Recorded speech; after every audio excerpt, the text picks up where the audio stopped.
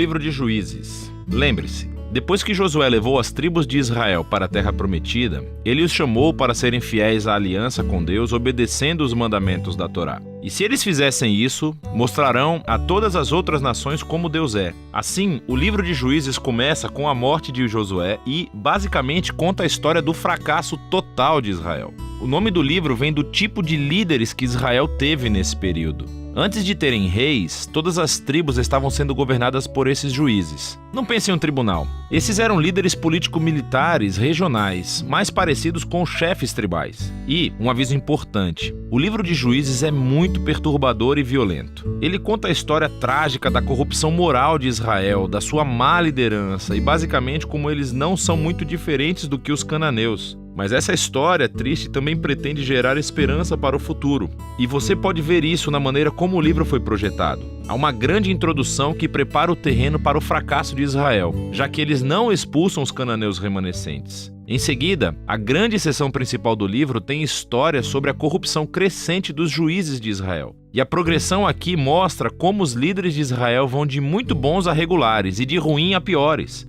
A seção final é realmente perturbadora e mostra a corrupção do povo de Israel como um todo. Então, vamos nos aprofundar e explorar cada parte um pouco mais. A sessão de abertura começa com as tribos de Israel em seus territórios na Terra Prometida. E quando Josué derrotou algumas das cidades cananeias principais, ainda havia muita terra a ser tomada e muitos cananeus vivendo nessas áreas. E assim, o capítulo 1 apresenta uma longa lista de grupos e cidades cananeias que Israel não conseguiu expulsar da terra. Lembre-se, todo o objetivo de expulsar os cananeus era evitar sua corrupção moral e a sua maneira de adorar os deuses através do sacrifício infantil. Deus havia chamado Israel para ser um povo santo, e isso não acontece. O capítulo 2 descreve como Israel tomou o lado dos cananeus e adotou todas as suas práticas culturais e religiosas. E é bem aqui que a história para. Durante quase um capítulo inteiro, o narrador nos dá uma visão geral de tudo o que está prestes a acontecer no resto do livro. Essa parte da história de Israel, diz o narrador, foi uma série de ciclos se movendo como uma espiral para baixo.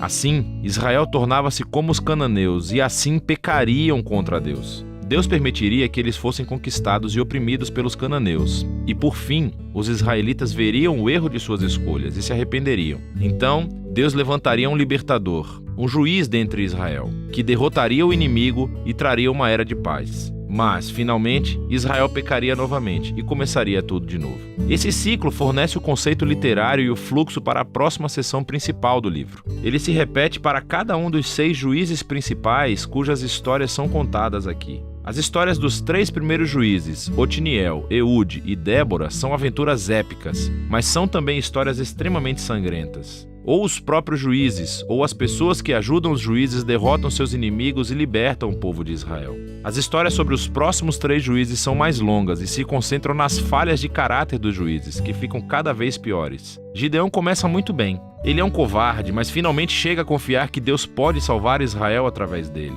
E assim ele derrota um enorme exército de midianitas com apenas 300 homens carregando tochas e panelas de barro.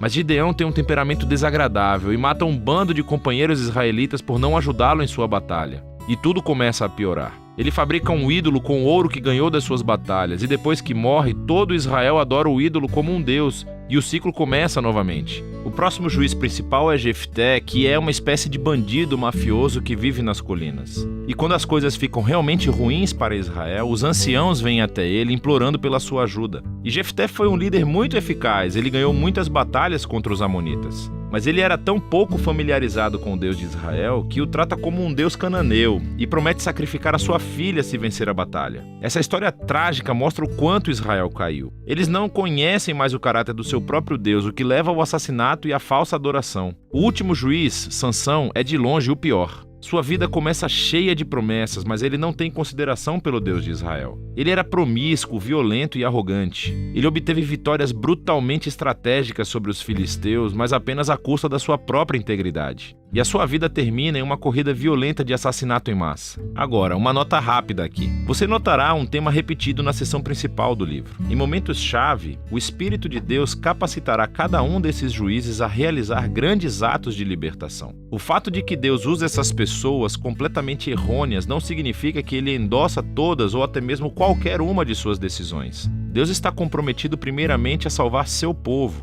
mas tudo que ele tem são esses líderes corruptos e por isso trabalha com eles. Essa sessão inteira é projetada para mostrar o quão ruim as coisas ficam. Você não consegue nem diferenciar os israelitas dos cananeus. E estamos falando apenas dos líderes. A sessão final mostra Israel como um todo chegando ao fundo do poço. Há duas histórias trágicas aqui e elas não são para os fracos de coração. Elas são estruturadas por essa linha, que é repetida 4 vezes no final do livro. Naquela época, Israel não tinha um rei, e todos faziam o que era certo aos seus próprios olhos. A primeira história é sobre um israelita chamado Miqueias, que constrói um templo privado para um ídolo. E ele é saqueado por um exército particular enviado da tribo de Dan. Então eles vêm e roubam tudo.